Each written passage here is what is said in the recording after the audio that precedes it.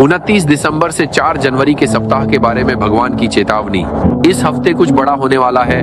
दुनिया हमेशा के लिए पूरी तरह बदलने वाली है और मैं दुनिया की नहीं बल्कि तुम्हारी दुनिया की बात कर रहा हूँ। मैं तुम्हें इस हफ्ते करने के लिए एक चीज बताऊंगा और मैं गारंटी देता हूँ कि अगर तुमने इसे किया तो ये तुम्हारी जिंदगी को पूरी तरह बिल्कुल 100% बदल देगा। तुम्हें बस भगवान पर ध्यान केंद्रित करना है। ये आसान है लेकिन सरल नहीं है। अपने सभी समस्याओं पर ध्यान केंद्रित करने के बजाय जिसमें तुम बहुत माहिर हो, समस्या हल करने वाले पर ध्यान दो।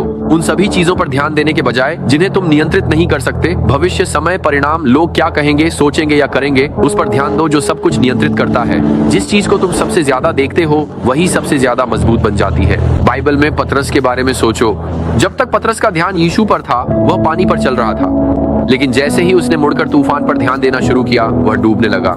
हमारे साथ भी यही होता है। जब हम अपना ध्यान यीशु से हटा लेते हैं हम चिंता, अवसाद और डर में डूबने लगते हैं। तुम वही बन जाते हो जिस पर तुम ध्यान केंद्रित करते हो। अगर तुम दुनिया पर ध्यान दोगे तो तुम्हें सांसारिक परिणाम मिलेंगे। अगर तुम भगवान पर ध्यान दोगे तो तुम्हें ईश्वरीय परिणाम मिलेंगे। दाऊद और गोलियत के बारे में सोचो। बाकी सभी ने गोलियत को देखा और डर गए क्योंकि उनका ध्यान दैत्य के आकार पर था।